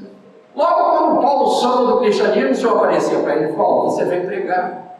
Mas ele permitiu toda uma caminhada. Agora, diz o Senhor para Ananias, o próprio Ananias que Paulo estava indo lá para prender e matá-lo, na cidade de Damasco. Ananias, vai curar o doutor de Tarso, vai curar Paulo, que está com cegueira. Ananias até falou: não seria melhor deixar ele cego assim mesmo, né? Ele veio perseguir a nossa igreja. E Jesus disse: vá, Ananias, porque eu mostrarei ao doutor de Tarso o quanto é duro recalcitrar contra o anel. É lógico que eu estou aqui poetizando a passagem, né? Vai que eu mostrarei, aquele que se acha que é doutor, que é o tal, que tem autoridade, que aprendeu aos pés de Gamaliel, eu mostrarei para ele quanto é duro recalcitrar contra o aguilhão. O que é o aguilhão? Aquele espeto, aquilo que empurra o boi, o gado, que toca o gado. Ele saiu daquela vaidade, cada vez mais endurecido, e cada vez ele ficava mais endurecido, porque ele perdia todas as batalhas. Ele não entendia por que Estevão, alguém que não tinha os títulos que ele tinha, que não aprendeu no templo de Jerusalém, aos pés da escola de Gamaliel, como ele se atreve em praça pública a falar assim comigo? Cada vez ele ficava mais endurecido, e o Senhor permitiu, até que quando ele caiu do cavalo, caiu definitivamente, mostrando que todo aquele mundo dele estava cego. Por isso, o lado externo da cegueira, porque todo o seu mundo estava cego para compreender a verdade, que é o amor de Jesus Cristo.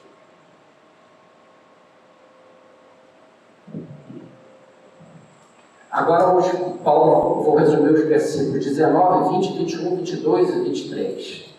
Paulo pergunta. Então, Paulo pergunta, não, coloca um perguntador hipotético fazendo essa pergunta. Então, se Deus é assim, que direito que ele tem, então, de nos censurar? Ora, se ninguém pode resistir ao seu poder, se ninguém pode resistir ao poder de Deus, que direito que ele tem de reclamar? Ele faz o que ele quer. Poderia dizer um homem assim. Deus faz o que ele quer. Paulo já tinha dito, longe disso, tira isso da cabeça, o propósito é sempre de bem, mas ele permite essa pergunta. Ele diz, homem, quem és tu para replicar Deus? Quem é tu para discutir com Deus? Quem é tu? Que filosofia que você tem? Que inteligência que você tem para dizer o que é certo e o que é errado? Diante da harmonia maravilhosa que a gente vê da criação, do poder, não da criação, mas do poder daquele que fez algo assim tão extraordinário como a criação. E ele então fala assim, pode a coisa formada dizer para quem o formou, por que me fizeste assim? Pode. Aí ele vai usar a expressão do oleiro, ele vai dar o tema do oleiro, que usa o barro como ele bem entende para fazer a obra que ele deseja. Mas eu já vou entrar aí no caso do oleiro. Mas aqui eu quero dizer que Paulo está falando do formado, ele está falando coisa formada. Prestem atenção. Ele fala, pode a coisa formada dizer para aquele que a criou, por que me fizeste assim?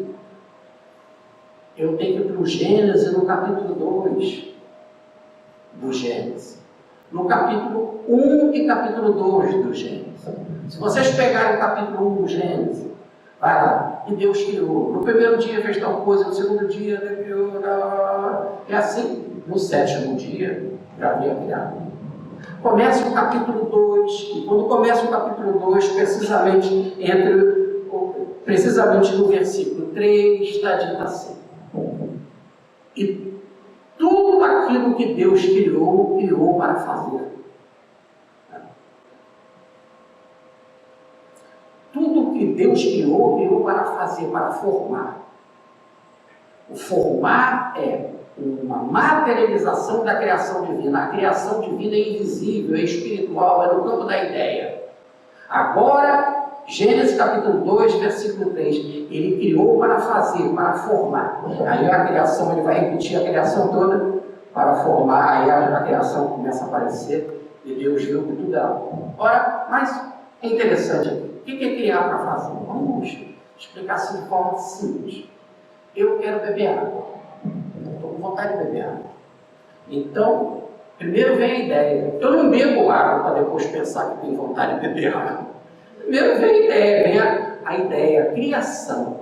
Aí da criação eu entro em ação. E depois que eu entro em ação, vou até a água e bebo. Eu faço a criação. Ou melhor, formou algo, realizei algo, concretizei. Vamos explicar ainda assim de uma outra forma. Eu saio do campo da ideia, entro no campo do movimento, e do movimento eu crio a matéria. A matéria nada mais é do que movimento, diz a teoria da relatividade de Alberto Einstein. Matéria é movimento. Quanto maior o movimento, maior a sensação de matéria.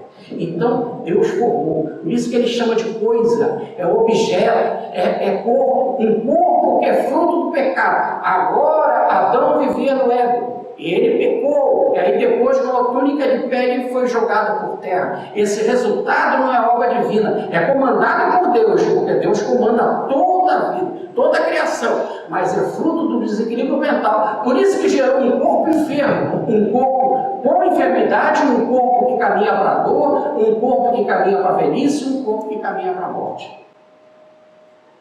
Agora, então, foi coisa formada.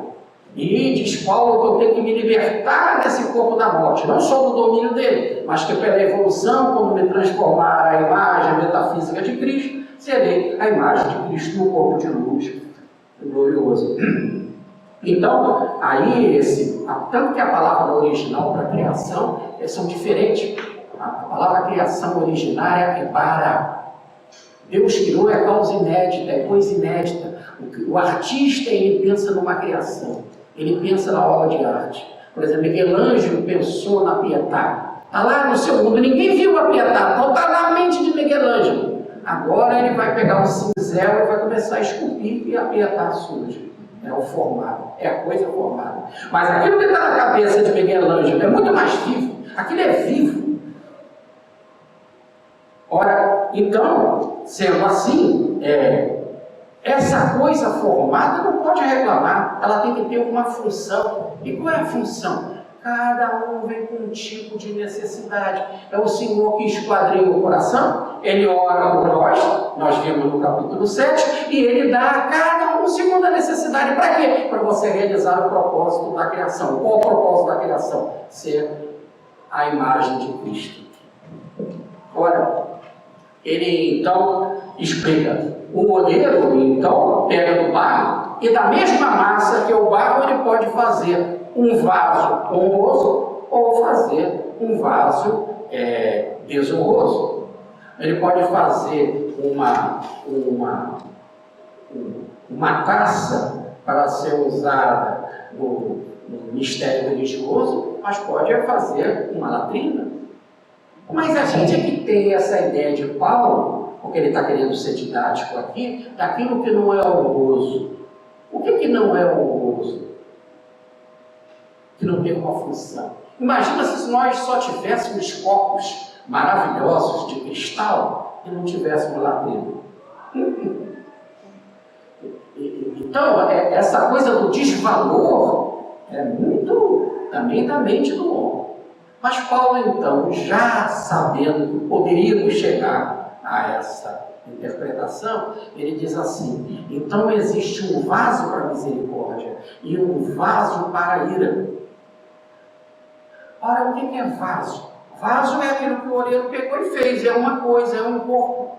Vaso é um corpo para ter uma função aqui. E pode ser que aquela função que a pessoa venha realizar, se ela no seu planejamento atrasada, ela vai realizar coisas de ira, vai ser dura como um faraó. E o faraó é duro porque ele aprendeu a dureza aqui? Não, porque ele já veio com aquilo. Aliás, Esaú já brigava no ventre da mãe.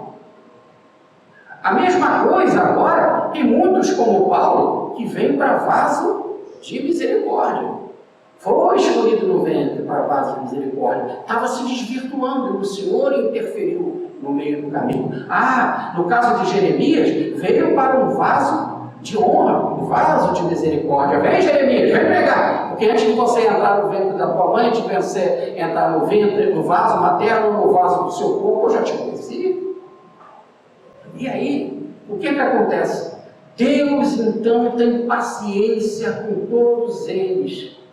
Mas o misericordioso caminha com Deus, para as coisas de Deus. E o que é da ira, ou que combate Deus, ele é um vaso que está se utilizando. No final da existência, ele vai questionar assim: o que eu fiz? Não fiz nada de bom.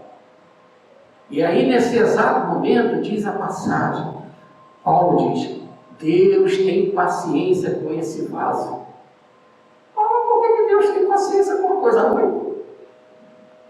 Porque na essência por trás não é o vaso, é o espírito. E Deus é o autor da vida. E é a vida que tem que crescer e se transformar.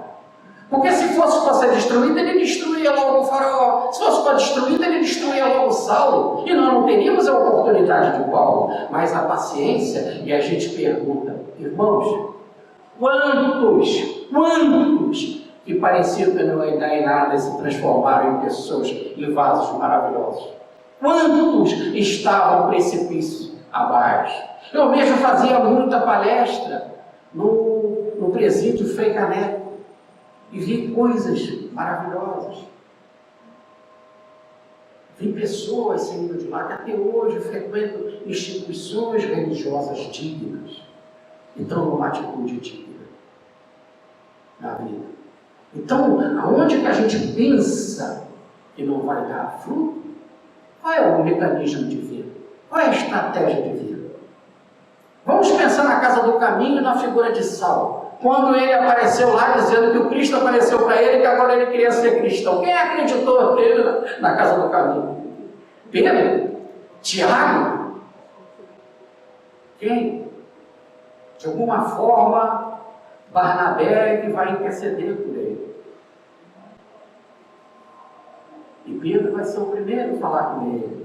E depois tratar anos depois uma estratégia para Paulo começar a trabalhar na igreja de Antioquia e receber a bênção e começar em Chipre, juntamente com Barnabé, o trabalho da divulgação do Evangelho do Senhor. Quem diria? Quem diria que um criminoso como Davi, que matou Urias, ficava com a mulher dele, Betsabé, quem diria que ele iria se arrepender e ia cantar o salmo maravilhoso 23 do arrependimento? O Senhor é meu pastor. E arrependimento profundo de coração. Por isso que Davi quer dizer o amado. Ele era amado. Então não podemos julgar.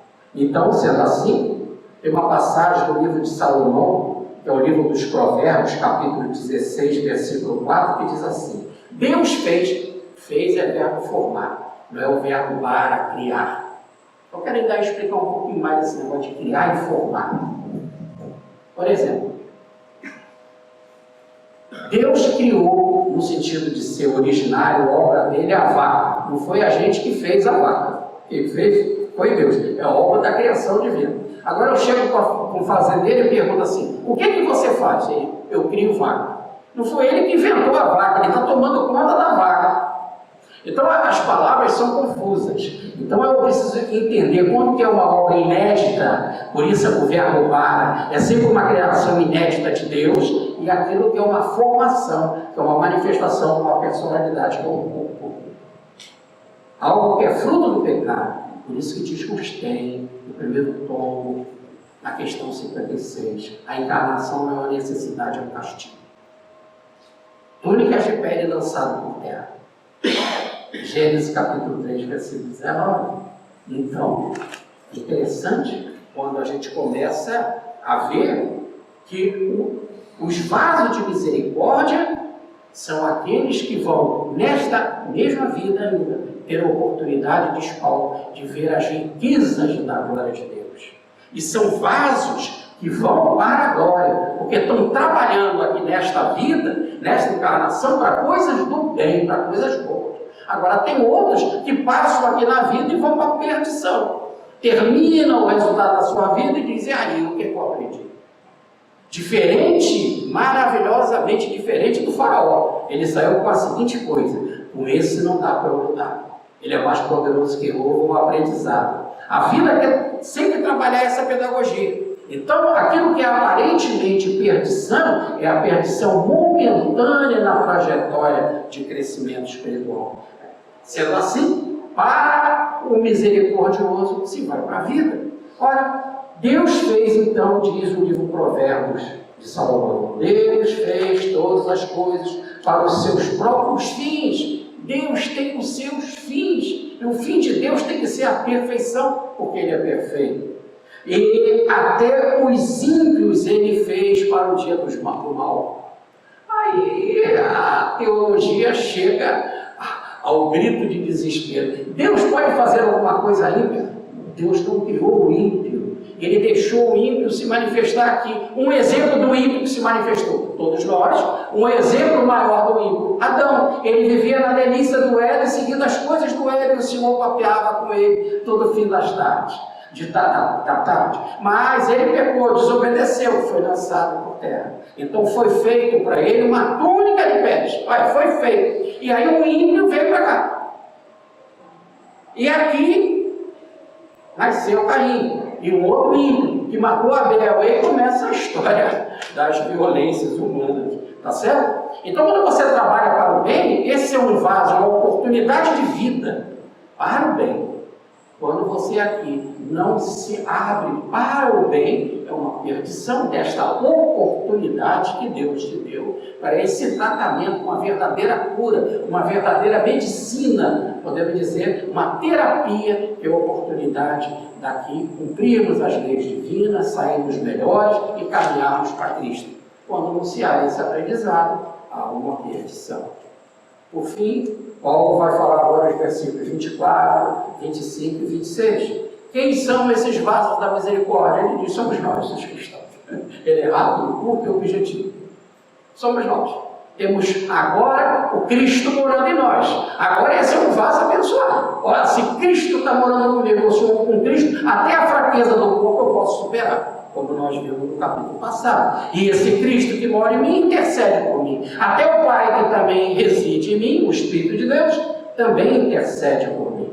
Assim, se é desta forma, ele chamou quem ele quis, quem realmente tinha condições. E ele chamou entre judeus e gentios. Não são os filhos da carne os seguidores, os chamados filhos. São aqueles que têm um coração preparado. E aqueles que tinham o coração preparado eu chamo gentios e judeus. E esse chamado, ele lembra de Oséias no capítulo 2, versículo 23. Oséias tinha 2 filhos. Um filho chamado Meu Povo e uma filha chamada Amada. Né? E aí ele faz uma brincadeira aqui com um jogo de palavras com Oséias, no capítulo 2, versículo 3, que diz assim: que chamarei, como no exemplo dos filhos de Oséias, de meu povo, aquele que não era meu povo. Os gentios não eram considerados povo de Deus, mas aqueles que não eram chamados meu povo, eu vou chamar de meu povo. E aqueles que não eram chamados de amada, eu chamarei de minha amada. Logo, aqueles que eu chamarei serão os chamados filhos de Deus, como está em Oséias capítulo 1, versículo 10. Então Oséias dizia assim, que ele tinha um filho, que o nome desse filho era Não Meu Povo, e tinha uma filha que se chamava Não Obterá Misericórdia. Então o próprio profeta Oséias deu esse nome engraçado, diferente para o seu filho e para a sua filha, porque ele está falando para o povo de Israel.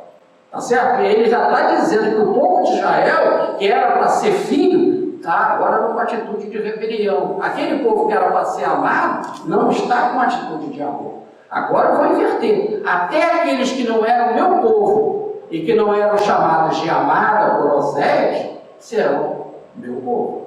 Ou melhor, os gentios estão sendo chamados para esse contexto. E ele, Paulo, é o profeta, o apóstolo dos gentios. No versículo 27, ele fala, né, que Isaías fala de Israel, que não é porque Israel eram muitos, que nem a areia da terra, areia do mar, muito, que todos eles serão salvos. Não, só vai ficar um remanescente.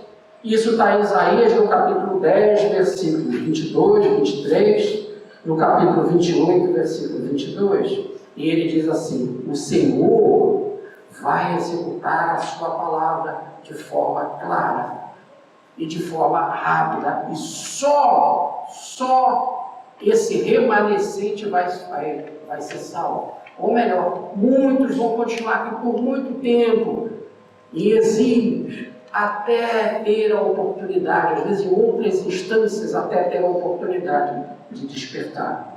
E o Senhor, então, vai dizer, né?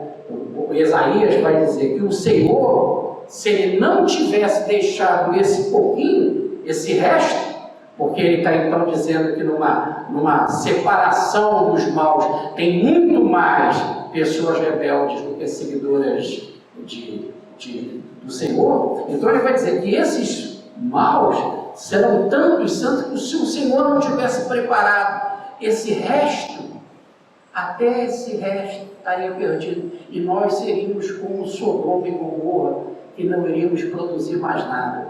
como está no Gênesis, no capítulo 19, e pelo terremoto extraordinário, Sodoma e Gomorra acabou. Ele disse assim, então que Israel acabaria, mas mais do que Israel acabar, porque como todos pecam também fora do judaísmo, acabaria também a própria terra.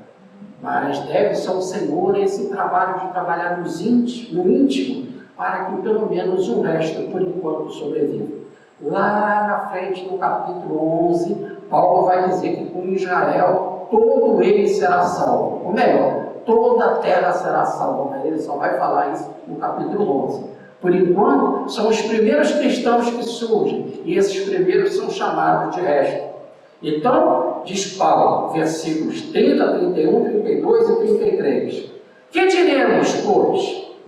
Os gentios que não buscavam a lei divina, não buscavam a justiça, encontraram a justiça através da fé. E os judeus, que tinham toda a lei divina e que procuraram tanto, que fizeram tantas obras, perderam Cristo. Ora, mas por que isso? Ele vai dizer. Por quê? Porque procuraram, porque se achavam atletas, os campeões, aqueles que corriam atrás da execução das obras. Nós somos os favoritos e fizeram tanta obra, tanto ritual, tanto cerimonial, e perderam Cristo. E perderam, e os gentios encontraram na frente deles. Correram tanto e no final perderam a corrida. E pergunta a Paulo no versículo 32. Mas por que isso? É porque eles buscaram não pela fé, mas pelas obras, se acharam os tais. E vão tropeçar então na pedra de tropeço. E essa pedra de tropeço é Cristo. Está em Isaías, no capítulo 28, versículo 16, capítulo 8, versículo 14 e 15, e na primeira epístola de Pedro, no capítulo 2, versículos 6 e 8. Por que Cristo é pedra de tropeço? Ele é o amor e veio para cá. Mas aqueles que não aceitam o amor tropeçam nele.